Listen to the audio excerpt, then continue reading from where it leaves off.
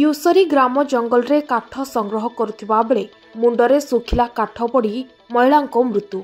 गजपति जिला गुमा ब्लॉक रो उखुरा पंचायत अंतर्गत यूसरी ग्राम जंगल रे काठ संग्रह करुवा बेले आज मुंडरे सुखिला काठ पड़ी महिला मृत्यु होइथिबा सुनिबाकु मिलिछि।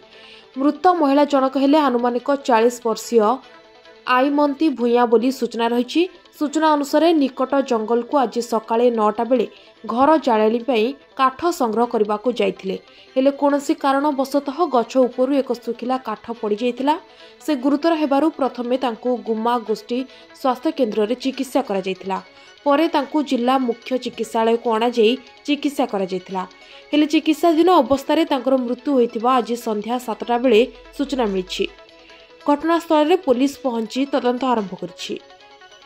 जसमणिता भैया कौन है तुम मांकर कौन है मो मांकर बगल रे जाइथिले, तापर सुखिला काटटे ता मुंड रे पड़ी जाइकी सेमती ब्लड बहुत भारी थिला, लीक हेतिला। तापर आमे गुम्मा मेडिकल रे नेउथिलु, एले सेठी ट्रीटमेंट कोला परे पिकेडी रे नेवा पई कहले एठी आनिलु, एठी आका दे दे जाइछि।